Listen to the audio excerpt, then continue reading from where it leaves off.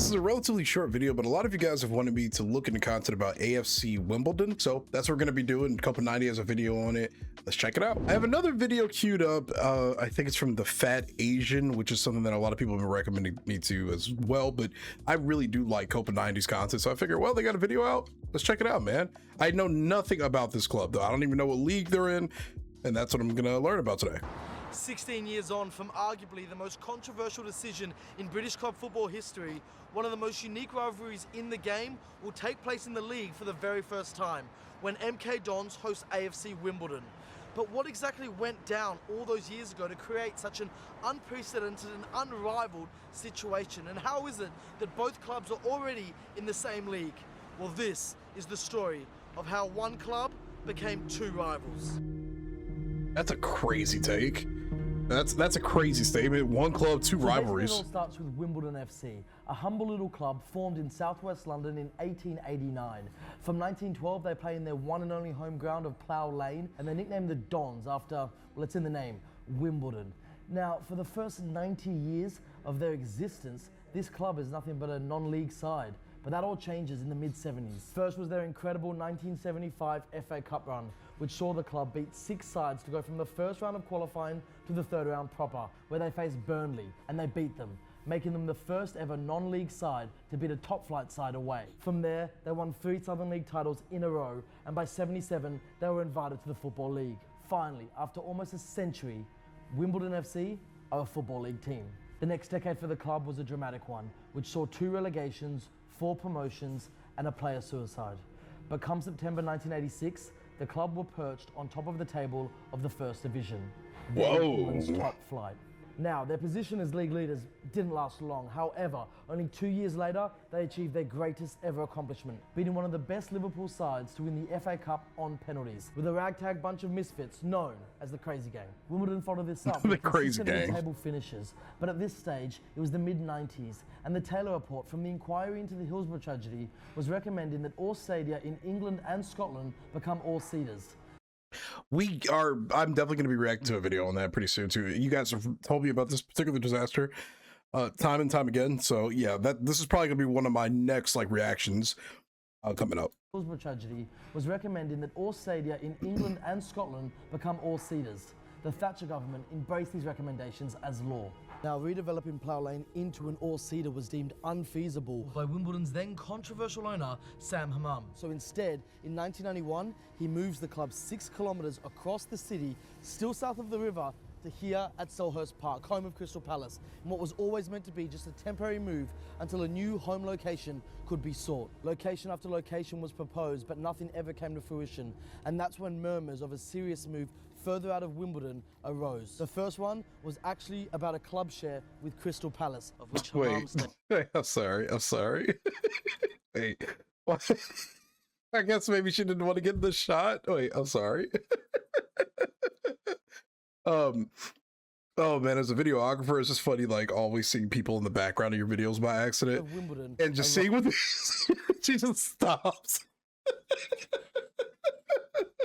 The first one was actually about a club share with Crystal Palace, of which Hammam stated, "I'd rather die and have vultures eat my insides." And that's when the next rumour started. A move to Dublin, as in Dublin, Ireland, was now in consideration. Amongst that proposal was that Wimbledon fans would be given free flights to Dublin for their home games, and that new broadcaster Sky Sports would pay for the flights of the away fans. Thankfully, due to fan protests and common sense, the Dublin deal fell through.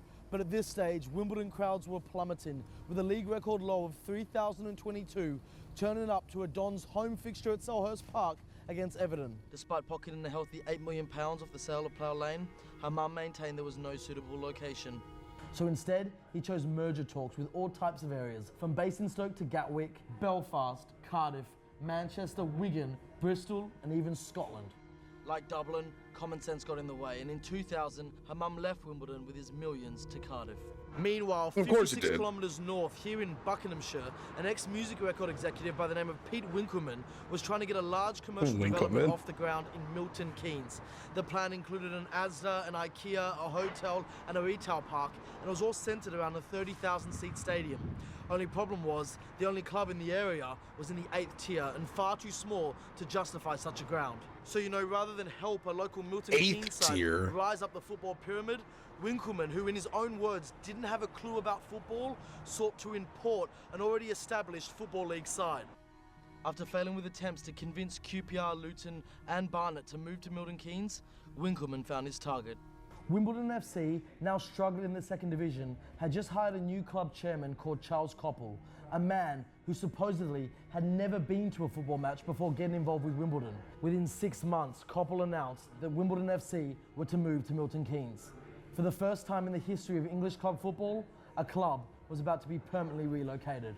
The proposal was met with vigorous opposition from not only Wimbledon fans, but football fans in general, the press, local councils, football writers, 150-man parliamentary committee, and most importantly, the FA. So when the league board unanimously rejected the proposal, stating franchise football is disastrous and that a Milton Keynes club should have to earn their promotion by progressing the traditional way through the football pyramid, it seemed like common sense had prevailed. However, somehow, Koppel and Winkleman managed to appeal the decision, resulting in the FA having to set up an independent commission to come up with a final and binding decision on the matter. The commission voted 2-1 in favour of the move, and despite the FA stating that they were strongly opposed to the relocation, the decision was final.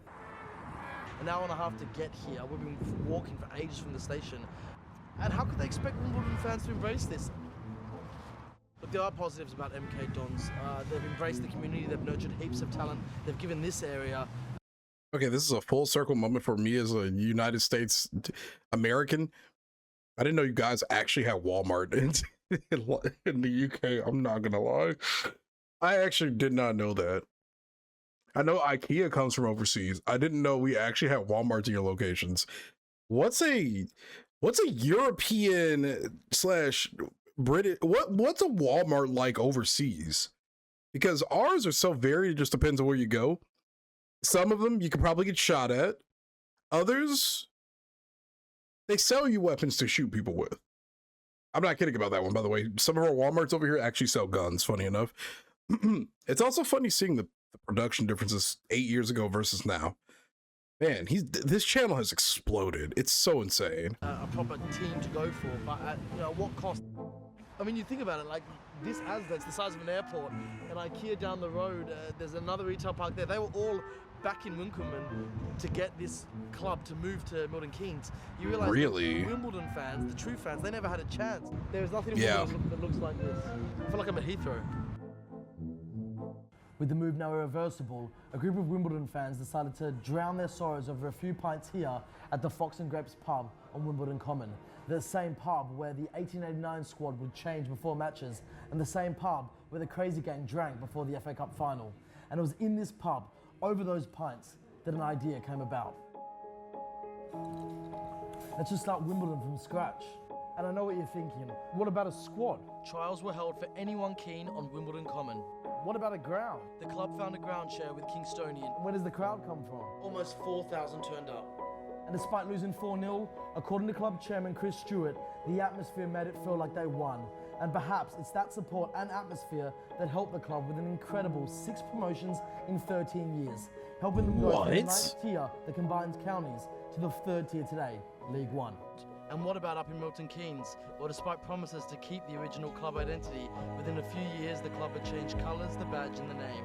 And the club formerly known as Wimbledon FC for 100 odd years were now known as MK Dons and played in black and red. In the past decade, MK Dons have had their own dramatic run of highs and lows, including relegation to League 2, promotion to the Championship, an EFL trophy win, and a famous 4-0 victory over Manchester United. They've also nurtured some of England's best footballing talent and given a Football League side to the local community in Buckinghamshire.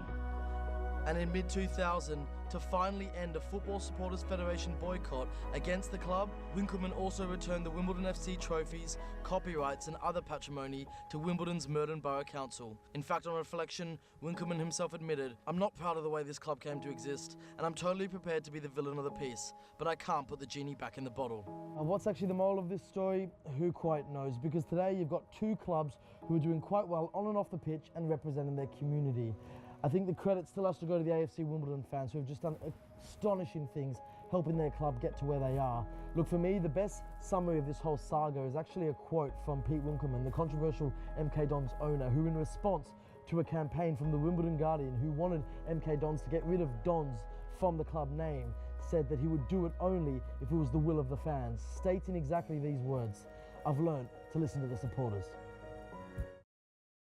I respect that. Okay, so just so I'm making sure I fully understood this like correctly. Yeah, so overall it was a move that the fans did not want. This sounds very similar to kind of what we went through with the Columbus Crew, funny enough. Like, it's scarily similar. And I think actually some comments were being left under some of those like Columbus Crew videos talking about Wimbledon, funny enough, and how Austin FC are like MK Dons. But basically it seems like the idea was financial issues, lack of like the fans really showing up properly. They wanted to move it for that exact reason, you know, and have it take over a whole different other location. So yeah, I mean, what I find just so impressive though with a lot of football around the world is the fact that you can just start a new club.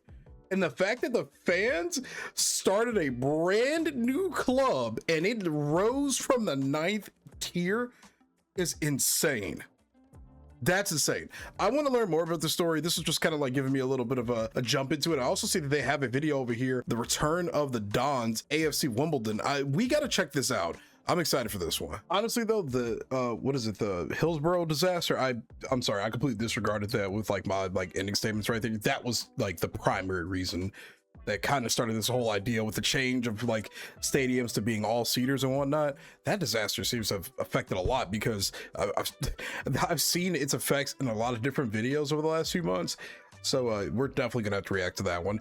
But in a way, it makes sense that they want to try to like move things around to kind of find like a proper, safer location. But obviously this whole decision was completely against what the fans wanted. It's just, you got to listen to the community and the people that make these games and matches, well, possible. You know, at the end of the day, no fans, no real team. Like, you can't have a team without the support. This really is just like that Columbus Crew documentary series we watched. Oh my God. I see why people were calling Austin FC the MK Dons. That's funny, man. Wow. Well, not funny necessarily, but it is definitely, it's compelling and it's interesting to say the least to see the parallels between the two. But we're going to be watching the Fat Asians documentary on this next, so we can get a better like insight on this, and then we're gonna step over to the Hillsborough disaster and some other videos here and there. So thank you for watching. Let me know what you thought about this reaction in the comments down below by hitting a like and subscribe to this channel for more football reactions. I've also got a very fun couple of vlogs coming up, including one where I open some football trading cards and an Inter Miami versus FC Cincy match that I went to a few days ago. Anyway, thanks for watching, guys. Hope you enjoyed the video, and I hope to catch you in the next one. This has been your boy Jay with another reaction to football content. Hope you have a great day. Peace.